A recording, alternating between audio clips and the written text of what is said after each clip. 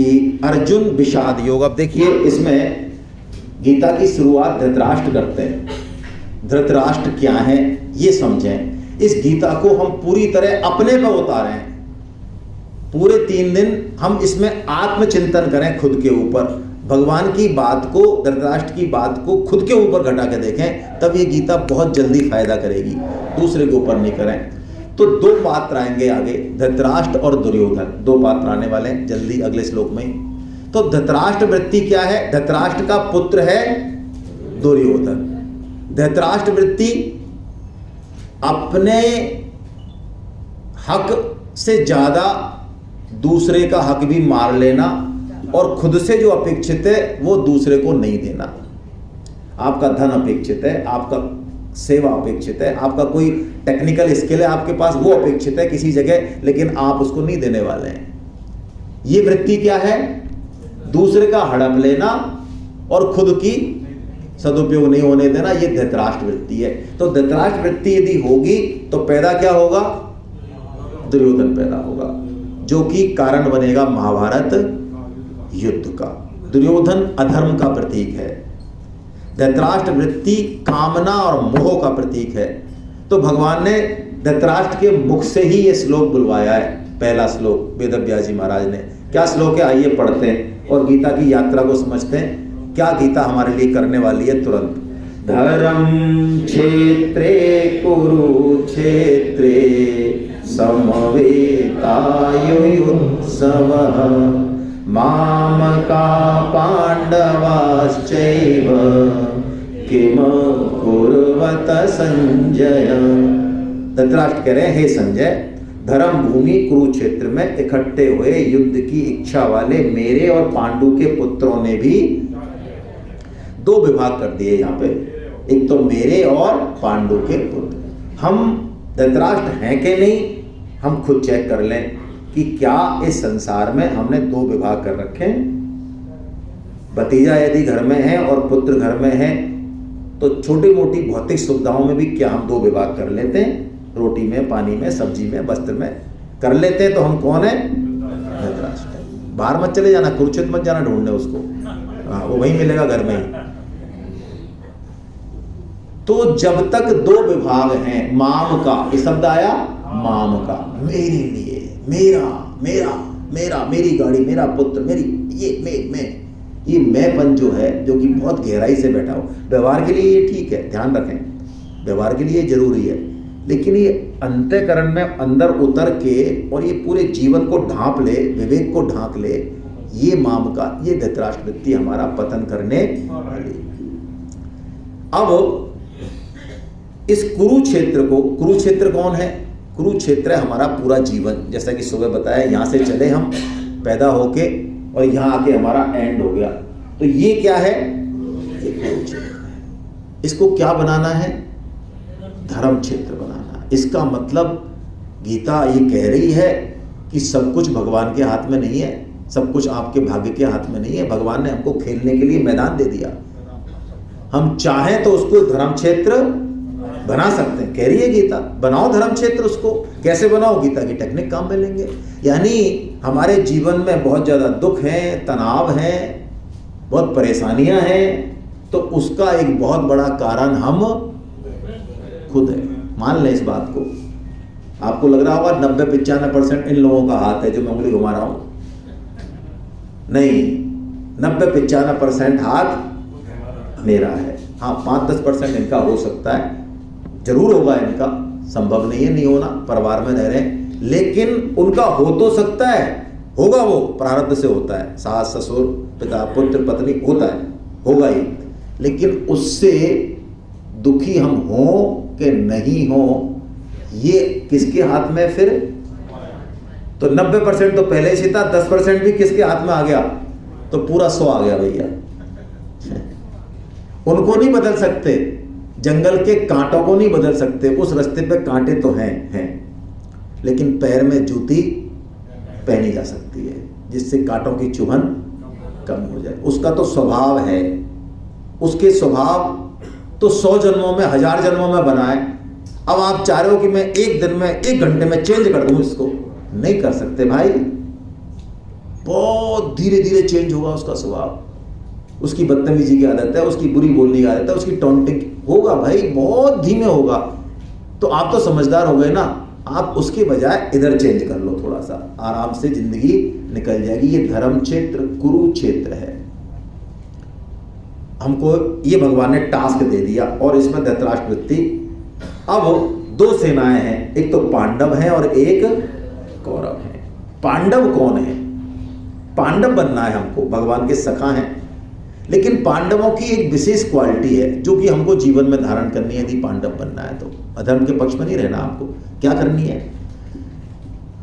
पांडव सेना में श्री कृष्ण सारथी की भूमिका निभा रहे हैं, लेकिन फिर भी पांडव सेना से पहला शंख कौन बजाते हैं? श्री कृष्ण बजाते हैं।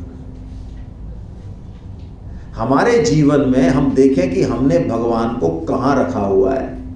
शादी में, ब्याह में, गृहस्थी में, खाने में, पीने में, पहनने में भगवान कहां है भी कि नहीं? हमारे बड़े बड़े फंक्शन, हम गरीबों के, जब 550 रुपये रजिस्ट्रेशन में बड़ा जोर आता है जिनको, उन गरीबों के 2-2, 3-3 लाखों की एल्बम और डिस्क और बड़े बड़े ऑडियो सिस्टम और 50-50 लाख की शादियां हो जाती है उन गरीबों के। हाँ, लेकिन उस 50 लाख के अड़ंगे में भी शुरू से एंड तक कहीं वो भगवान नाम की चिड़िया थी या नहीं? यहां कोई शंख नहीं बजाता जब तक कि कृष्ण शंख नहीं बजाते, है ना।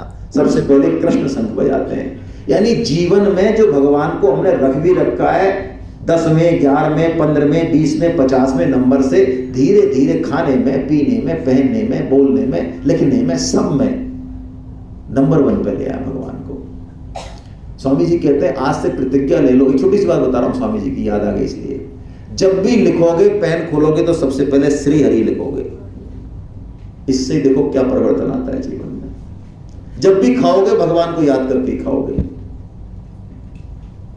ये पांडव है। लेकिन दुर्योधन जब पांडव सेना का वर्णन कर रहा है, दुर्योधन कौन है, तो वो कहता है ये भीम है, ये अर्जुन है, ये फलाना, ये ठिकाना, ये हैं, ये वो हैं। लेकिन उसको उस पूरी सेना में कृष्ण नहीं दिखते। आप श्लोक देख लो, दुर्योधन के मुंह से यदि कृष्ण शब्द निकला हो तो दुर्योधन होना क्या है कि भाई साहब हमारा पद है, हमारी प्रतिष्ठा है, हमारे पास धन है और बुद्धि तो आपको पता ही है हमारे पास खूब कूट कूट के भरी है। तो अब कृष्ण की क्या जरूरत है? आप बताओ, खुद बताओ आप। तो दूसरा आप देख लो, हमारा जीवन देख लो, 50 साल से कोई किसी से कम हो समाज में तो वो बता दो आप। नाम है हमारा और सक्सेसफुल है हम, और कृष्ण कहीं है नहीं जीवन में। तो ये क्या है? ये दुर्योधन पना है भाई। बिल्कुल मान लिया 11 अक्षौणी सेना है आपके पास, पांडवों के पास कम है। तो आप 11 के दम पे बिना कृष्ण के और युद्ध जीतना चाहते हैं तो अंजाम तो आपको पता ही चल रहा होगा। और नहीं तो नाई से कहते हैं तो रुक जा, थोड़े बाल और झड़ जाने दे, वैसे ही पता लग जाएगा। जिनके दम पे, जिन बैसाखियों के सहारे पे हम कूद रहे हैं, उन बैसाखियों को जरा गिरने तो दो समय के साथ, फिर हमें भगवान की बात समझ में आने लग जाएगी। तो ये कृष्णपना और दाव। अब गीता की शुरुआत कर रहे हैं भगवान। किससे कर रहे हैं? अपनी कृपा से कर रहे हैं। अर्जुन ने कहा भाई साहब अब ऐसा है, युद्ध बुद्ध तो होता रहेगा, थोड़ी सी गीता भी तो सुना दो आप हमें। अर्जुन कह रहे हैं क्या गीता सुनाने के लिए? कृष्ण ही गीता सुना रहे हैं। इसे क्या समझना चाहिए? हमारे जीवन में हम इनिशिएट नहीं करते, भगवान की कृपा होती है पहले। मनुष्य जन्म में भी भगवान की कृपा पहले हुई, और मैं आपसे हाथ खड़े करवाऊं अभी तो वो आपको कृपा यहां भी दिख जाएगी। आप में से सच्चे दिल से हाथ उठा दो। पुराने लोगों से नहीं कह रहा हूं मैं, पुराने लोग तो छोड़ो, उनको तो टेस्ट लग चुका। नए लोगों में से ऐसे कितने हैं जिन्होंने आगे होकर रजिस्ट्रेशन कराया है? सिर्फ सूचना के दम पे उनको किसी ने कांटेक्ट नहीं किया। तो भाई आपके लिए तो ताली बनती है। ऐसा मैंने पहली सेमिनार है ये जिसमें 5-7 हाथ उठाए, नहीं तो भाई एक भी हाथ नहीं उठता है। मैं झूठ नहीं बोलता, एक भी हाथ प्राय नहीं उठता। उनको घेर घार के या किसी दबाव में या किसी रिलेशन के या जो भी अपने प्रभाव के इस्तेमाल में वो लोग आते हैं प्राय। लेकिन आप यदि ऐसा कह रहे हैं कि नहीं हमने सिर्फ रजिस्ट्रेशन या मैसेज देख के और हम आगे से आए हैं, ऐसे उदाहरण हैं, लेकिन मिलते एक ही है पूरे 150 में से 200 में से। ऐसे भी हैं जो खोजते खोजते गए और पूछा आप ही हो क्या? वो विशाखा जी हाँ, तो लाओ हमारे रजिस्ट्रेशन करो। तो भगवान की कृपा जीवन में घटती है तो उसका अनुभव कर लें। आप कहेंगे अब घटेगी तो अनुभव करेंगे। अच्छा, अभी तक नहीं घट रही है? ये जो हमने पहन रखा है, जिस घर में हम रह रहे हैं, जो हमको मिला हुआ है अभी सब कुछ है, तो जरा सच्चे मन से सोचें क्या इसके भी लायक हैं हम? सच्चे मन से। भगवान की कृपा घटी हुई है, अभी भी भयंकर रूप से घटी हुई है। करोड़ों से अच्छे हैं हम, करोड़ों से। और मैं तो कहता हूं अच्छे नहीं होते तो आज यहां सम्मुख क्यों होते भगवान के? भगवान की विशेष कृपा घटी है हमारे ऊपर। यही कृपा अब अर्जुन पे घट रही है, इसका मतलब हम पे घट रही है। तो भगवान अर्जुन के रथ को कहां खड़ा कर देते हैं? भीष्म और द्रोण के सामने खड़ा कर देते हैं। यदि वहां खड़ा नहीं करते तो अर्जुन तो काट देता गाजर मूली की तरह। कोई वो नहीं होने वाला था अर्जुन के। पहला युद्ध थोड़ी है भाई, क्षत्रिय है अर्जुन। आप समझ रहे हैं क्षत्रिय का मतलब? मैं तो अपनी बात कर रहा हूं भाई, देखो है ना, वर्णाश्रम शरीर का धर्म है, लेकिन है तो है ही, आत्मा का तो कोई धर्म नहीं है। तो शरीर का धर्म वैश्य है। तो वैश्य का मतलब क्या है? बाहर यदि मान लो तलवारबाजी हो, फायरबाजी चले, तो ड्राइंग रूम में भी बैठा हो तो और 2 दरवाजे के अंदर बेडरूम में चला जाए। और मान लो कोई बेटा बेटा, अरे तू कहाँ जा रहा है यार, तू डट जा कि महाराज पड़ोसी, अरे पड़ोसी अब जानता रहेगा पड़ोसी यार। ये क्षत्रिय क्या होता है भाई? क्षत्रिय को यदि आवाज सुनाई दे, तलवारबाजी सुनाई दे, तो भुजाएं फड़कती हैं उसकी। अन्याय हो रहा है तो क्षत्रिय रुक नहीं सकता, रोक नहीं सकते आप उसको। और हमारे हाथ में रिवॉल्वर भी दे दो तो जरूरी नहीं चल जाए। वो चोर के सामने कहते भाई साहब यार हमारे तो कपड़ी आप ही चला दो। हथियार भी है तो हो सकता है चले नहीं हमसे। हाँ, ये आश्चर्य की बात नहीं है भाई। डर भय इतना होता है। जरूरी नहीं है आपको सामने कोई इस तरह की पोजीशन आ जाए, आपके हलक से हो सकता है आवाज ही नहीं निकले। हाँ, खत्म हो जाए सिस्टम भय के कारण। क्षत्रिय वो है जो ऐसी स्थिति आ जाए तो उसका बल छगुना हो जाता है और कूद पड़ता है। वो उसको अपने शरीर के क्षय का तो विचार ही नहीं हो सकता। क्षत्रिय को संभव ही नहीं है। क्षत्रिय का जीवन ही रक्षा के लिए है। वो इसके दिमाग में कैलकुलेशन आ ही नहीं सकती कि मेरे को क्या मिलेगा इससे। अरे ड्यूटी है मेरी, काम खत्म। और युद्ध आ गया तो वो कहता है हाँ दिवाली आ गई यार, 12 महीने में अब की बात 2 बार आ गई। हाँ, और आपको क्या लगता है? आप हमारे चश्मे से देखोगे तो सोचोगे अरे आर्मी में जाते क्यों हैं? दिवाली है उनकी। ये है अर्जुन, मजाक थोड़ी है। काट के फेंक देता सबको, पहले भी फेंका हुआ है। लेकिन भगवान को युद्ध से पहले गीता सुनानी है तो कहाँ खड़ा कर देते हैं रथ को? भीष्म और तो जो गुब्बारा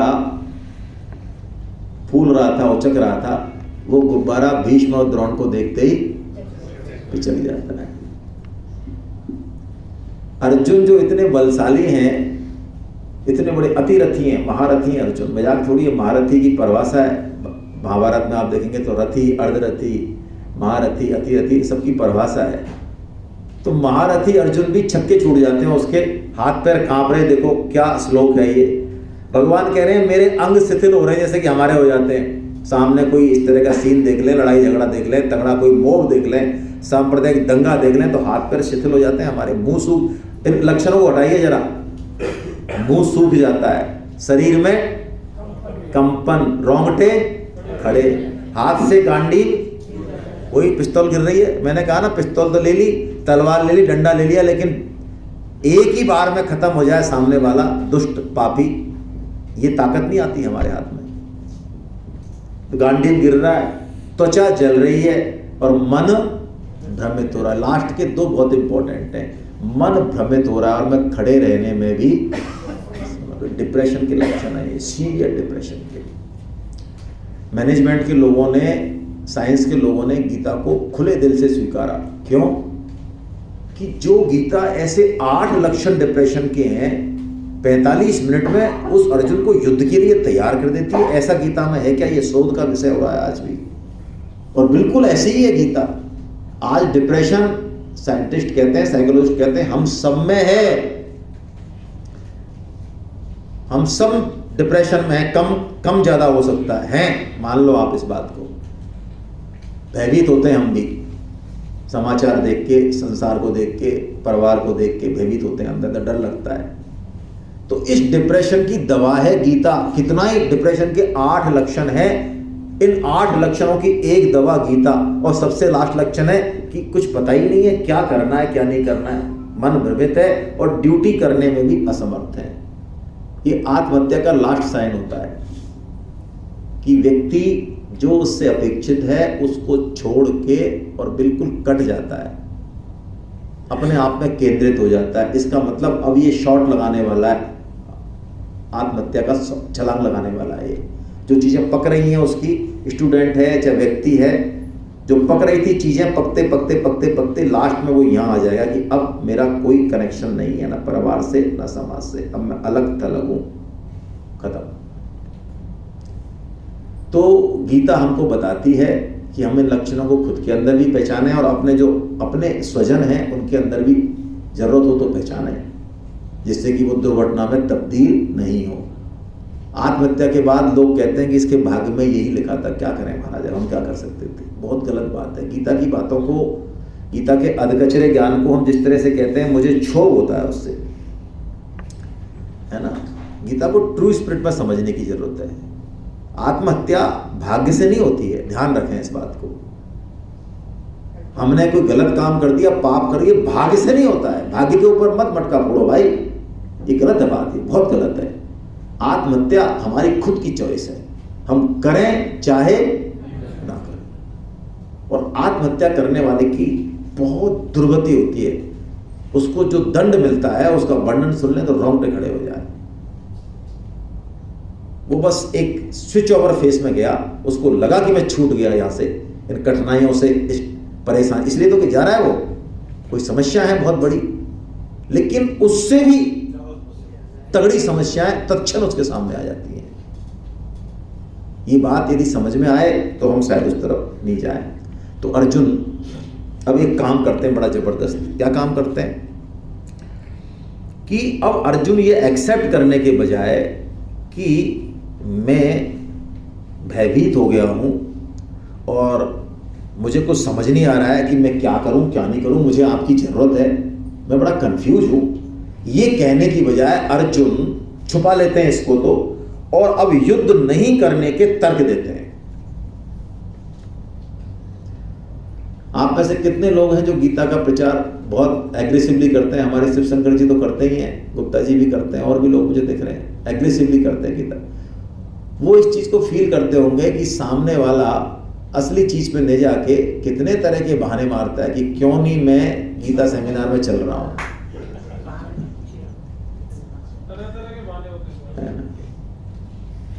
असली चीज, असली बटन को नहीं दबा रहा है वो, है ना, वो बहुत सारे समय का बनाएगा।